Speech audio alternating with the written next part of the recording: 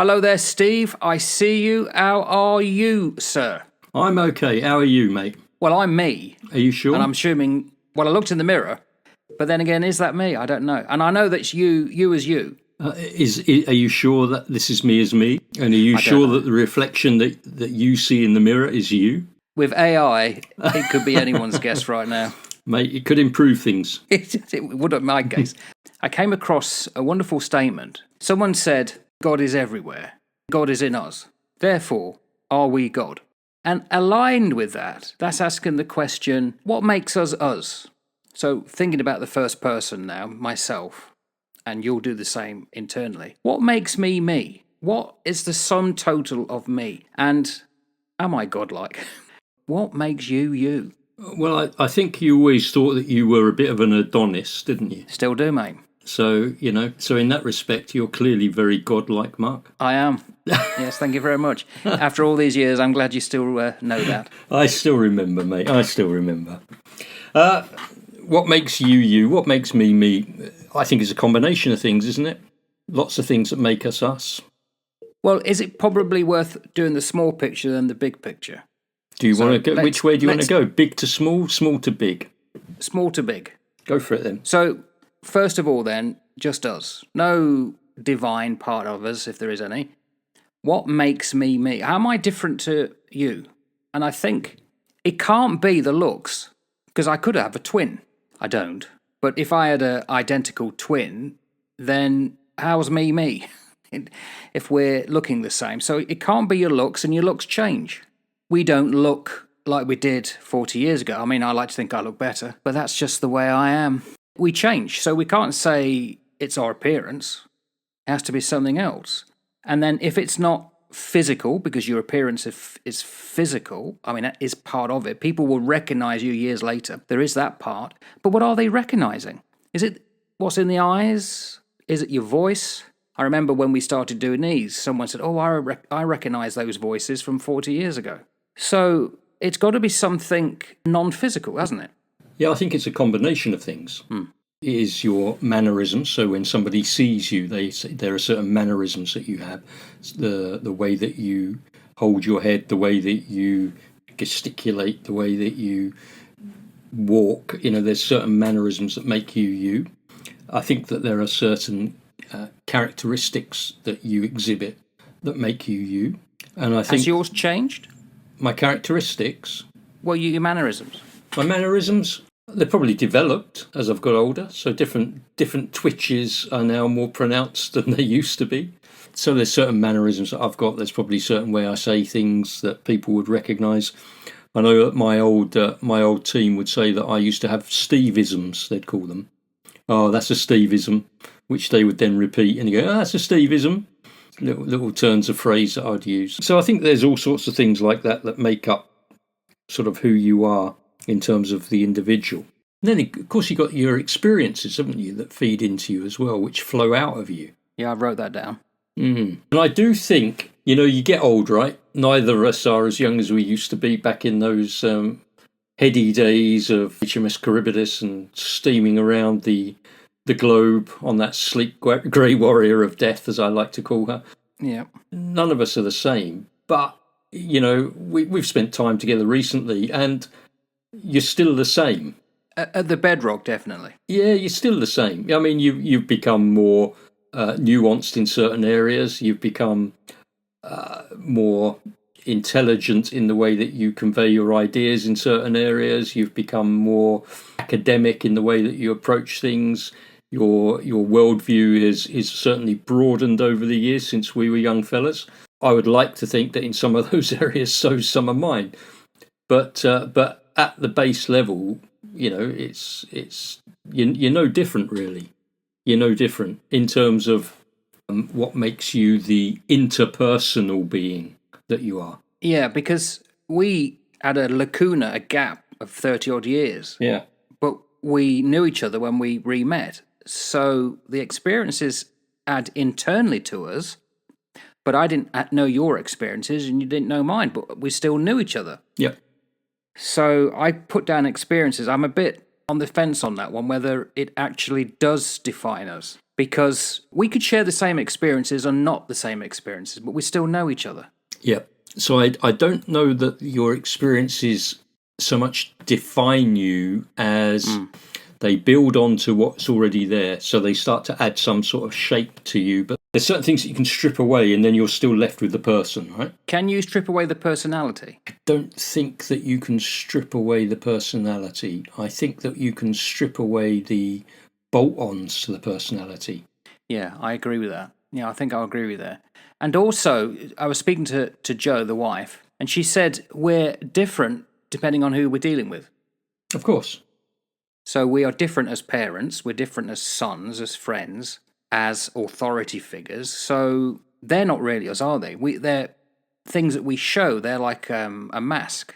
I think that for somebody who is a personal being, and I mean that in the sense of somebody who is able to communicate to lots of different styles of people, you've got to be a bit of a chameleon. You've got to be able to change your colour depending on where you are. And that's certainly something that I've found over the years, that who I am, very few people actually really know who I am, but what they know is what they see and what I project. Who knows? Have you ever shown anybody your real self? More so probably in the last 12 years than I have ever, because I've become more vulnerable and more willing to open up as to who I am. But certainly not in the heyday of my working life, because I wanted to project an image that I wanted people to see and to tremble in fear at. No, not really. But I wanted people to have that go? No, not particularly well, mate. When they got up off the floor laughing, I went, "You're hardly trembling. Strike him roughly, Centurion." I think that you project something that you want people to think of you. You project an image, and there are situations where over the years that I've been in where I've projected myself in a certain way because it's the best way to conduct myself in that particular scenario. And I wouldn't project myself in that same way in the company of a close friend or my wife or my children. So you project yourself differently depending where you are. I think what makes me me and what makes you you is a very multifaceted thing. I think there's a core which is developed from a very early age. That super early age where you can actually mould and build a young person, a young child. That's there. That's that core of you, and what that looks like and how that then manifests as you get older and how that gets built onto and added onto is part of the tapestry of life, I think. I wonder if we had not shared the naval experience together and going out the Gulf, whether we would have connected on the level that we did.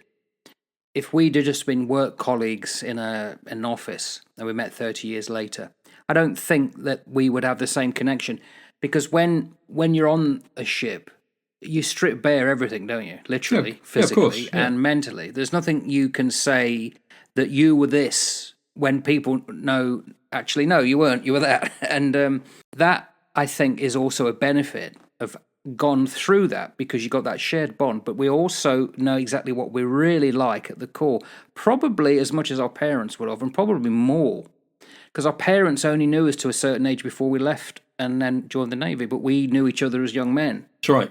And I would agree with that. Like you, I left home at sort of 16 and joined the forces, and all of my growing up from that age onwards was completely unsighted by my parents, by my siblings. And they've got no idea. They've got no idea what sort of shaped me, what made me. You had much more of an idea than that, because most of the time we were in trouble together. So that's the way it worked. That was your fault. Never my fault. I was the innocent one. Totally innocent, you, mate. Yep, I remember all that innocence. Yeah, all those years back. But no, you're right, mate. Whether or not we would have developed the friendship that we developed, I don't know, because. Let's think about it. If you pare it back, I think that if you were to just take a very superficial level and you were to put you and I in a room and ask somebody to sort of come in and talk to us and gather from just a very superficial level, what we think, we would probably be put in different corners of the room. Right, so I want you to put that person in the corner that is social, left-leaning, democratic, all of that sort of stuff, and I want you to put that person in the room that you think is right-wing, fascist, whatever, in the other part of the room. And I'd imagine we'd be in different parts of the room, Mark. I don't think we'd be that far apart. Superficially, Yes. I think, because it's only when you start to actually sort of dig into it, you go, actually, there's a lot more that unites these people than there is that would divide them. But on a superficial level, somebody would say, well, he's a college lecturer who would be a lefty, and he's a ex-detective who would be on the right. But does our politics define us? Is that what it makes us? No, our politics shouldn't define us, but identity politics does, doesn't it? Explain.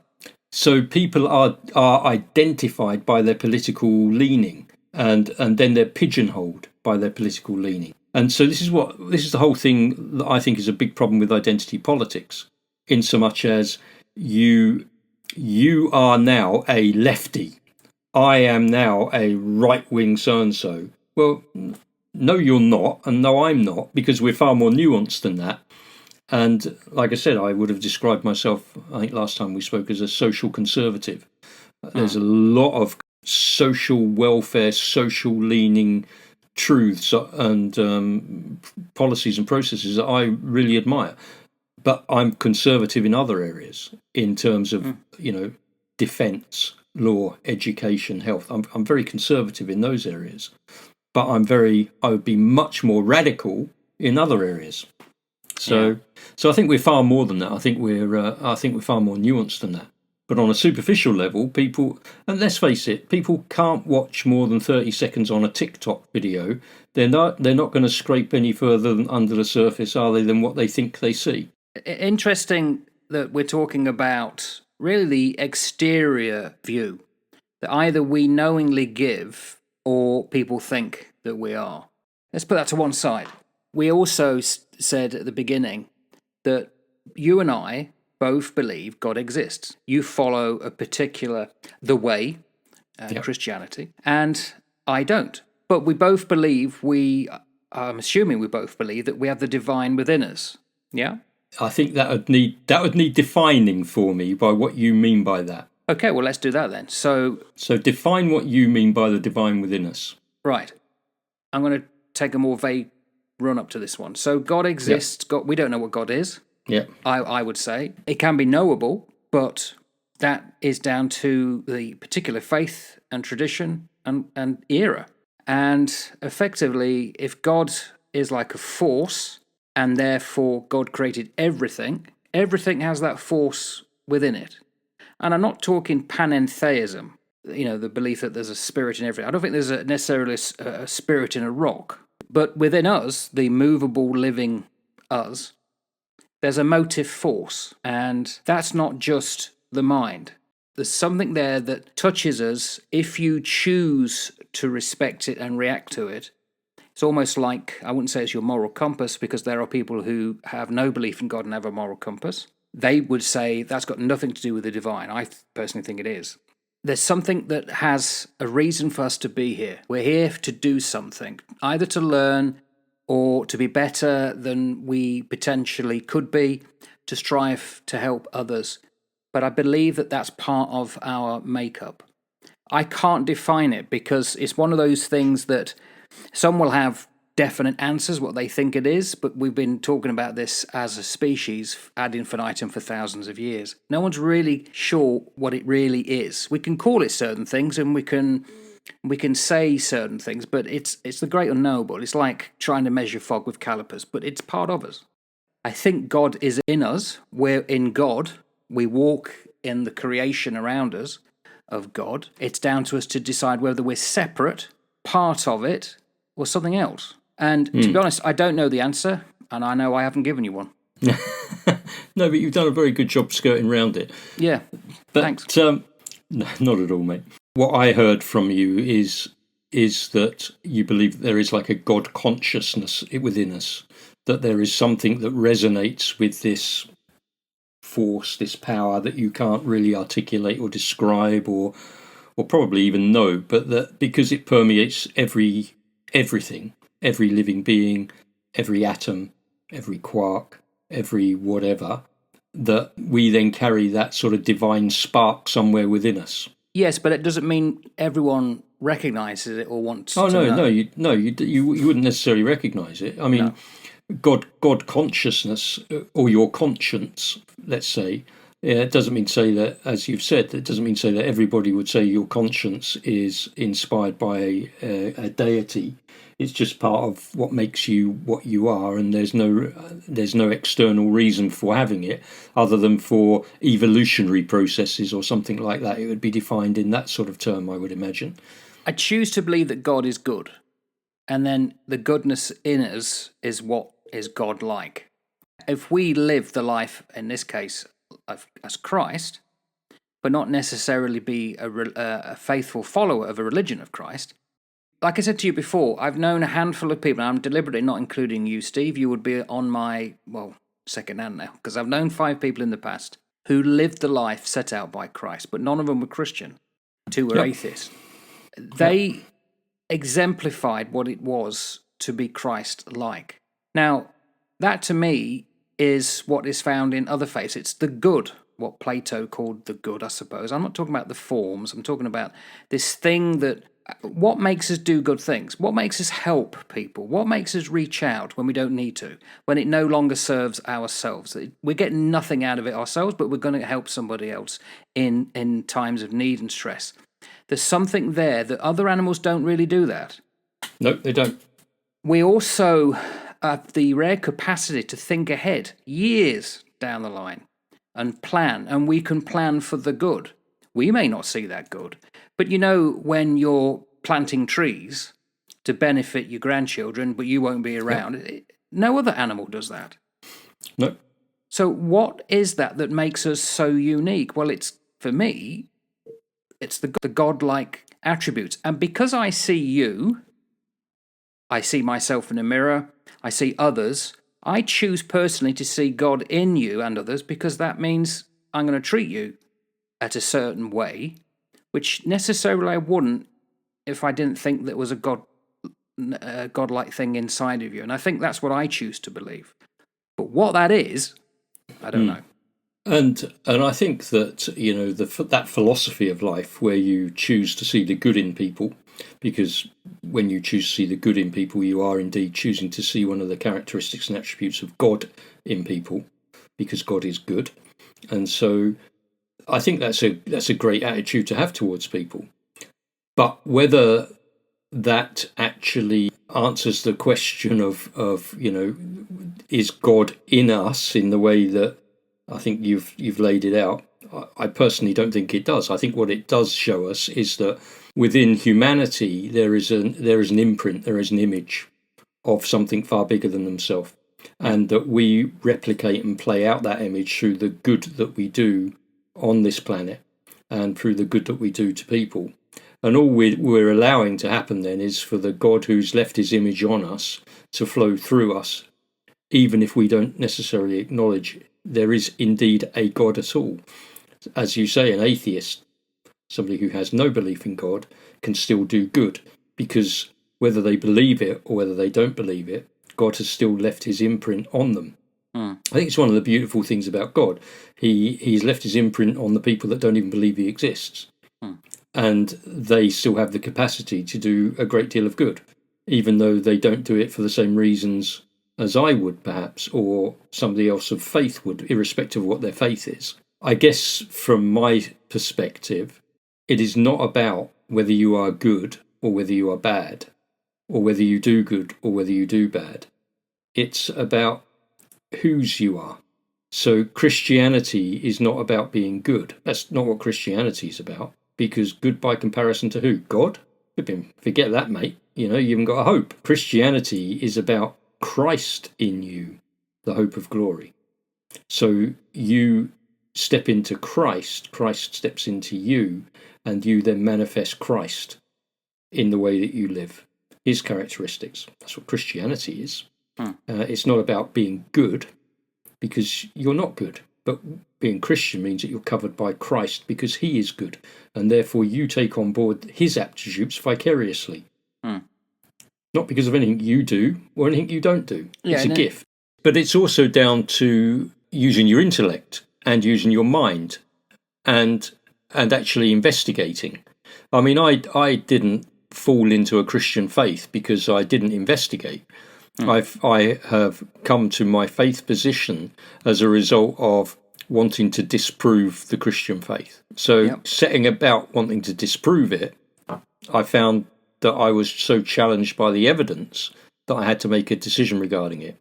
Now, while I have not done such in-depth investigation into other religions, I have touched into them sufficiently to know that they can't all be true. Not everything is true. No. I think that there are lots of truths in other religions. That's how I would see it. But within the Christian faith, truth is manifest in a person who walked this earth. And that's truth, you know. He walked this earth. Jesus said, I am the way, the truth. Yeah. He said, I am the truth. So you see the truth manifest in him. There are many truths in all of these other religions, and great truths that you can build into your life, and they will help you to live a decent life. But that doesn't make them the truth from a Christian perspective. Yeah, now, I understand. I mean, so you could argue the different religions, but so I guess for me it's while I recognise that there is a divine spark in everybody, I think that that's a God consciousness. You don't have to tell people. You don't have to tell children that they're wrong to steal from the cookie jar. They know it. You don't have to teach them the difference between right and wrong. They know it. They know it at a very base level, that when your mum's got her back turned and you're in the cupboards and nicking all the cookies, that's wrong. You don't have to be told it. You know it. And we know these certain things at a base level that are just wrong, and to recognise that there are certain things, certain actions which are morally wrong, making them objectively wrong. There must be a moral lawgiver who sits behind what makes those things wrong, and I would say there's a moral lawgiver, and that's what we understand. And it's a case of your life's journey is to work through that. They said there's what was it, two of the most important things in your life is first the day that you were born, and the second is when you find out the reason why. Interesting. When you were saying that, I was thinking that if God's in every one of us, and I think the godlike quality is wanting to know more. So what happens is when that godlike quality is expressing itself, the flesh, i.e. who we are, our soulish being, the mind, the will, the emotion, tries to suppress it. You see, I see us as very much as a tripartite being. We are body, soul and spirit. The spirit being that God sense, that God quality within you that everybody has, whether you acknowledge it or not. The soul being your mind, your will, your emotions wrapped up in your body. And your soulish area, that's our battleground. And the soulish area, our mind, our will and our emotions, that's where our battles go on. Addictions, pleasure centres, all these other things. And that squashes out the spirit. So your spirit is a little tiny circle, and your soul's that big circle around it. And what you want is that spirit man to grow bigger to fill the soulish area. But what happens is that gets squashed out, and the spirit level gets squashed, and the soulish area becomes bigger and bigger. And we become people that live a soulish life, a life which is lived for material pleasure, for wealth, for all of that good stuff that we can wrap around us, all to feed our self, our egos, our mind, our will, our emotions, and ultimately to make our body nice and fat. So, do you have any thought on whether are we a soul in a body, or are we a body and a soul? I would say that we are a spirit that has a body, and the body, as I say, is comprised of the soulish area of you, your mind, will, your emotions, which is contained within your body. But we are a spirit being who has a body. C.S. Lewis says that we are a soul with a body, but I would probably define it slightly differently. I'd say that we're a spirit with a body. Only one body? Yeah, I'd say one body. Right. And I would say that if you understand the Christian faith or the Christian hope, is that one day you will be resurrected into a glorified body. And a glorified body is one of those bodies that Christ had when he was resurrected from the dead. So you'll have two bodies. No, this decays, but you're resurrected into a glorified body. So what's more important? What's more important? The body or the soul? The body or the spirit? Or the soul, however you want to put it. I think that recognizing and lining your ducks up in your spirit, your soul, is very, very important, because that's eternal. Your physical body decays. It's temporal. So I think that the thing that lives forever is worth paying attention to. Right. Because we're talking about what's me is me. Well, then it's the spirit. That's what we are. And I wonder if that's why we recognize people, regardless of the fact that they've aged 40 years since you saw them last, because you're not actually looking just at the body. Your soul is recognizing the soul. The spirit is recognizing spirit. Have you never looked at somebody in the past or spoken about somebody and go, man, that guy's got a great heart. That man's got a great spirit. That man's got a great, attitude towards life. What are you actually defining? You're actually defining something that you can't see. A great heart. What? He's got the same sort of heart as you. It sits there. It's a pump, and it pumps flipping blood around and oxygenates and does all that sort of stuff. That's not what you mean, is it? You're talking about something which is metaphysical, but something that you can connect into. Man, he's got such a spirit, that guy. Such a heart. I agree, which is a way of saying it's what are we saying? I like to use the word energy, but they may be slightly off point now. That the spirit, as you call it, some will call it soul, is kind. It's kindly, it's light. It's personal. You see, I see, with the term that you use of energy, I accept the premise of it being energy, but I don't think it's an impersonal force. No, I think absolutely. that the great spirit, that within Christianity, the great spirit is what we'd call God the Father. That great spirit is personal and knowable and relatable, and that's really intriguing. And I agree with that. I accept that. Anybody who believes that you are more than the body, and that if you're connecting with other people with similar spirit, you've got to accept the same, because that means then we're all connected. And we are, because what connects us is so much bigger than what divides us. And we are connected at a very base level across all of humanity. Yes. We really are. And I wish that more people could see that. I wish more Christians could see it. You and me both. So I guess we've come to an answer, haven't we? So what makes me me is the spirit. Some will say so, whatever you want to call it. And therefore, that's godlike. So we've answered both premises, haven't we? We have, but with the caveat that we are not God. We are not little gods. Yes. So, okay then, just to finish it off then, so that needs defining. I don't think anyone believes, well, some will probably think they're godlike. To say you've got the God attribute in you is saying what? You can recognize a greater force, a greater spirit. Is that what you're saying? We're not anywhere near to be considered like that. I think that if you start to flag yourself up as we are all gods, I think you're moving into very dangerous territory, because God is omnipotent, omniscient, omnipresent, all of those things, which we are clearly not. And so we are clearly not gods. Okay. Sons of God, you could probably get away with saying we're sons of God, of course. Son being that we are made in the image, like a son is made in the image of a father. So it's a descriptor of a functional flow. But I think that the key to remember in all of this is that we are creatures who are made by a creator. We are not the creator. And therefore, we should see each other with more respect than often we give. One, I would wish people to accept what we've just said. But I think half the problem is the body gets in the way, the ego, the vanity. And totally. Also, we look at it the wrong way. People are on a big planet, fairly big planet. It's 10,000 miles around, I believe, or something like that, or around the equator, I'm not too sure. So you are on the surface, and people look horizontally. and they say, the other side of the world, they're not like me. They're over the horizon.